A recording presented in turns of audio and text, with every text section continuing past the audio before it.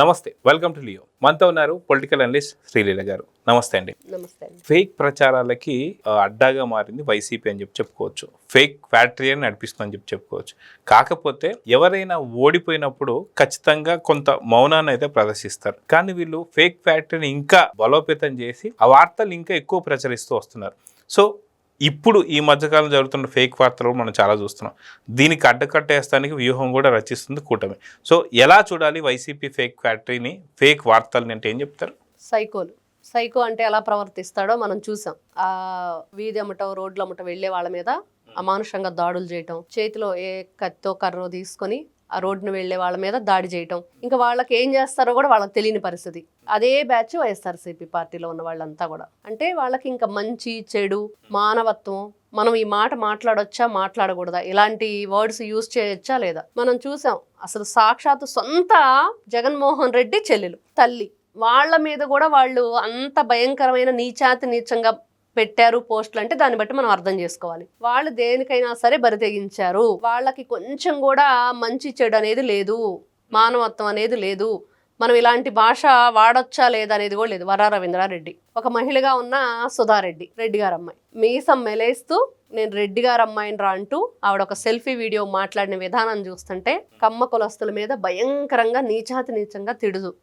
అంటే మహిళ కూడా ఇలా మాట్లాడతారా అంటే? రోజా గారిని చూసాం, మాట్లాడుతూ ఉంటారు వైఎస్ఆర్సీపీ పార్టీలో. కానీ వాళ్ళని మించిపోయినట్లుగా ఈవిడ. మరి ఆ తర్వాత చూస్తే శ్రీరెడ్డి, తను కూడా ఎంత ఘోరంగా మాట్లాడిందో.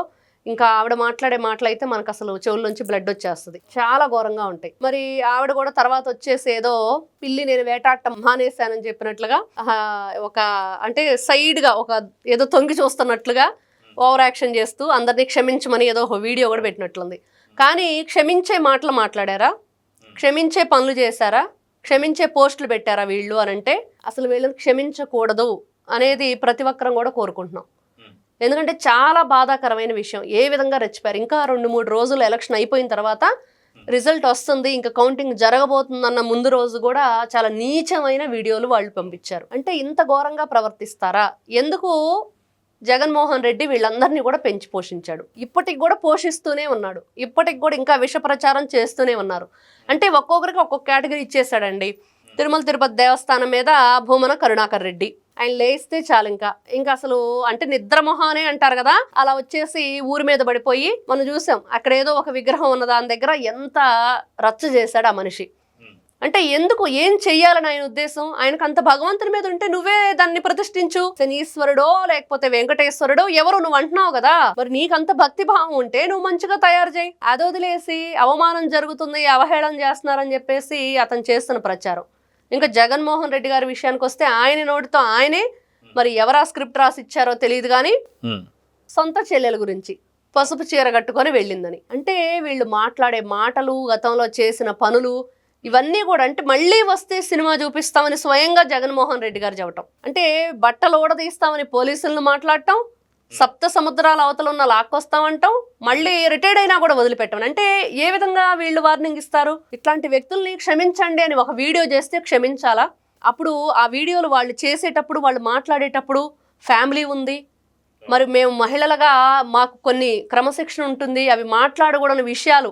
అంటే మహిళలను మనం ఎంత గౌరవిస్తామో, వాళ్ళకు ఒక మంచి స్థానం ఉంది, మరి అలాంటి వ్యక్తులుగా ఉన్న వాళ్ళు మాట్లాడొచ్చా? అవన్నీ వదిలేసి అప్పుడు లేనిది కూటమి ప్రభుత్వం అధికారంలోకి వచ్చాక చర్యలు చేపడుతుంది. ఖచ్చితంగా మహిళలు గౌరవించే వాళ్లే ఉండాలి, గౌరవించకపోతే ఖచ్చితంగా వాళ్ళ మీద కఠినమైన చర్యలు ఉంటాయి అన్నప్పుడు ఇలాంటి సోషల్ మీడియా ఎవరైతే వైఎస్ఆర్సీపీ పార్టీకి సంబంధించిన వ్యక్తులు ఉన్నారో వాళ్ళల్లో కొంతమంది ఈ విధంగా మాట్లాడేది, అంటే వాళ్ళని క్షమించటం మాత్రం కుదరదు అనేది ప్రతి ఒక్కరం కూడా కోరుకుంటున్నాం. ఇప్పుడు మీరు చెప్పినట్టుగా కూటమి కూడా దీనిపైన ఒక చట్టం తీసుకురావాలని చెప్పి ప్రయత్నిస్తుంది.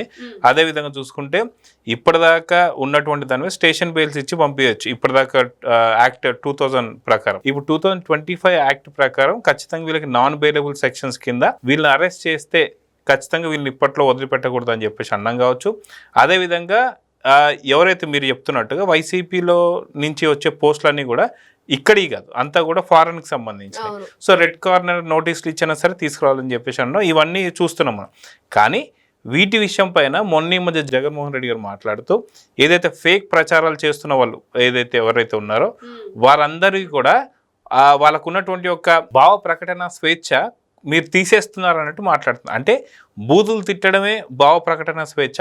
ఎలా చూడాలంటారు జగన్మోహన్ రెడ్డి గారి వ్యాఖ్యల్ని? మరి ఇదే భావ ప్రకటన స్వేచ్ఛ వైఎస్ఆర్సీపీ పార్టీ అధికారంలో ఉన్నప్పుడు అప్పుడున్న టీడీపీ లీడర్స్ కానివ్వండి, అప్పుడున్న సోషల్ మీడియా వర్కర్స్ కానివ్వండి, ఎవరైనా సరే యాక్టివ్గా ఉండేవాళ్ళు ఎవరిని కూడా వీళ్ళు వదిలిపెట్టలేదు కదా, 3rd డిగ్రీ ఇచ్చారు కదా. మరి అప్పుడు ఈ మాట ఏమైంది జగన్మోహన్ రెడ్డి గారికి గుర్తుకు రాలేదా? అంటే తన దాకా వస్తేనే గుర్తు వస్తుందా ఏదైనా? అప్పుడు ఏమైంది? అప్పుడు ఎంత ఘోరంగా ప్రవర్తించారు. మాస్కులు అడిగినందుకే డాక్టర్ సుధాకర్ని ఏం చేశారో చూసాం. ఏం మాట్లాడలేదు ఆయన, కేవలం మాస్కులు. మరి బ్లీచింగ్ పౌడర్ చల్లుకొని పారాసెటమాల్ వేసుకుంటే పోతే అది పోయిద్దు మీరు పోతారు అన్నట్టు మాట్లాడాడు జగన్మోహన్ రెడ్డి. మరి ఈయన మాట్లాడతాడు భావ ప్రకటన స్వేచ్ఛ అంటే ఏంటి? భావ ప్రకటన స్వేచ్ఛ అంటే ఏదైనా ఒక అన్యాయం జరుగుతున్నప్పుడు న్యాయ పోరాటం చేస్తారు. ఇలా అన్యాయంగా అక్రమంగా మహిళల పట్ల ఇంత అమానుషంగా ప్రవర్తించడాన్ని అనరు. అతను చూసాం, ప్రభాకర్ అనే వ్యక్తి, అతను ఫారినర్ అనుకుంటా, అక్కడ ఉంటాడు, ఫారెన్ లో ఉంటాడు, ఇండియన్ సిటిజనో మరి ఏంటో. అతను అక్కడుండి మాత్రం ఒక నీచమైన భాషతో మాట్లాడతాడు సెల్ఫీ వీడియోలు. మరి దాన్ని ఏమంటారు? అంత ఘోరంగా మాట్లాడటానికి ఎవరైనా సరే అది భావ ప్రకటన స్వేచ్ఛ అంటారా? అంటే జగన్మోహన్ రెడ్డి గారికి అలా బూతులు మాట్లాడటం, వాటిని భావ ప్రకటన స్వేచ్ఛ ఆయన భాషలో అయ్యుండొచ్చు. అంటే శ్రీరెడ్డి మాట్లాడే వాటిని కూడా భావ ప్రకటన స్వేచ్ఛ అని అంటున్నారు ఆయన. అదే, ఇంకా దాని గురించి మనం జగన్మోహన్ రెడ్డి గారిని మరి అయితే తిట్టి మనం కూడా ఇంకా భావ ప్రకటన స్వేచ్ఛ అంటే సరిపోతుందా? ఎవరైనా సరే దాన్ని కరెక్ట్ అని అంటారా? మరి ఆయనకే తెలియాలి. ఈ రోజు 4 గోడల మధ్య ఉండి బైబిల్ చదువుకుంటున్నానా అన్న వ్యక్తి, మరి ఆ బైబిల్లో చాలా వాక్యాలు ఉన్నాయి, ఏ విధంగా మనం ప్రవర్తించాలి, మన మనసు ఏ విధంగా ఉండాలి, పరిశుద్ధంగా ఉండాలని. మరి అవన్నీ తెలిసిన వ్యక్తి అయితే అలా మాట్లాడు. కాకపోతే వాళ్ళని వాళ్ళు సమర్థించుకోవటానికి, వాళ్ళని వాళ్ళు పెంచి పోషించుకోవటానికి మాటలే తప్పించి వాళ్ళందరినీ కూడా ఈయన ఎంకరేజ్ చేస్తున్నాడు. వేల మంది, ఇప్పుడు సజ్జల భార్గవ రెడ్డి ఆధ్వర్యంలో స్వయన పోసాని కృష్ణమురళి చెప్పాడు, సాక్షి నుంచి స్క్రిప్ట్ వస్తుంది, అవి నేను చదువుతాను, మాట్లాడతాను. అంటే ఎంత నీచంగా, అంత నీచంగా ఇంట్లో ఆడపిల్లల్ని మనం చూసాం. బోర్గడ్డ అనిల్ కానివ్వండి, వీళ్ళందరూ కూడా మేమందరం కూడా ఏదో చేసేస్తాము, చొక్కా ఉన్న గోడకున్న చొక్కా తగిలించుకొని వచ్చేసి లేపేస్తాం బాబు కొడుకుల్ని అంటే చాలు. ఎవరి దాకా ఎందుకండి? అసెంబ్లీ సాక్షిగా జగన్మోహన్ రెడ్డి మేము మీరు 23 ఉన్నారు, మేము 151 మంది ఉన్నాం, నేను ఒక్కసారి అన్నానంటే మీరేమవుతారని చెప్పి అన్నాడు. మరి అసలు నువ్వు ఒక సీఎంగా ఉండి అసెంబ్లీ సాక్షిగా అలాంటి మాటలు మాట్లాడావంటే మరి ఎట్లాంటి వాళ్ళని పోషిస్తున్నాడు అనేది మనకు అర్థమవుతుంది. అయితే అదే కాకుండా ఈ మధ్యకాలంలో ఫేక్ వార్తలు అనగానే మనకు బాగా గుర్తొచ్చేది, నిజంగా విజయవాడలో కరెంటు పోవడం వల్ల పిల్లలు చదువుకోలేక, ఇంటర్వ్యూ ఫేస్ చేయలేక జాబులు తెచ్చుకోలేకపోతున్నారంట. సో అదొకటైతే, ఏదైతే కరెక్ట్గా డెలివరీ అవుతున్న టైంలో కరెంటు పోవడంతో డెలివరీ కాలేదు అని చెప్పేసి ఒక రకమైన వార్త. అదేవిధంగా చూసుకుంటే మనకి యూరియా గురించి ఇక్కడి నుంచి కాకుండా ఫారెన్ నుంచి దాదాపు 750 మెసేజ్లు రావడం. సో ఇవన్నీ చూస్తూనే ఇంకా ముఖ్యమైన లీడర్లకి ఏదో ఒక రకంగా అంటగట్టడం మహిళల్ని, ఇలాంటివి కూడా చూస్తూ వస్తున్నాం. సో వీటి గురించి మీరు ఇక్కడ ఒకటండి, వీళ్ళకి ఫస్ట్ కామన్ సెన్స్ అనేది లేదు. సొంత చెల్లెల గురించి అసభ్యంగా పోస్టులు పెట్టించిన వ్యక్తి ఏ మహిళ గురించి అయినా మాట్లాడతారు, ఎలాంటి భావాలైనా వాళ్ళు తీస్తారు. దాని గురించి అంటే వాళ్ళ దగ్గర అర్థం లేని మాటలు మాట్లాడిన వాళ్ళకి వివరణ ఇవ్వటం అనవసరం. దాని గురించి శిక్ష అయితే వాళ్ళు అర్హులు, మనం మాత్రం అట్లాంటి వ్యక్తులు దాని మీద అసలు వివరణ ఇవ్వకూడదు. ఎందుకంటే దానికి కూడా వాళ్ళు తగరు. అంత నీచంగా ఆ పోస్ట్ ఉంది, నేను చూశాను. తర్వాత చూస్తే మీరంటున్నట్లుగా డెలివరీ టైంలో కరెంటు పోయింది అని. మరి చిన్న పిల్లలు ఆక్సిజన్ సిలిండర్ లేక తిరుపతి హాస్పిటల్లో ఏ విధంగా ఇబ్బంది పడి చనిపోయారు. ఎవరు తీసుకెళ్లారు ఆ రోజు సిలిండర్ అని? భూమన కరుణాకర్ రెడ్డి. కరోనా వచ్చి నేను ఎక్కడ చస్తానని భయంతో పట్టుకెళ్ళాడు. అంతే కదా, చస్తామని భయంతోనే కదా పట్టుకెళ్ళాడు. పసిపిల్లలు ఏ విధంగా మరణించారు, మరి ఏ విధంగా వీళ్ళు ఈ రోజున మాట్లాడుతున్నారు. కరెంటు విషయానికి వస్తే అసలు కరెంటు కోత అనేది ఉందా? ఎవరు ఇబ్బంది పడుతున్నారు తెలియాలి కదా, పలానా వాళ్ళు అని చెప్పేసి.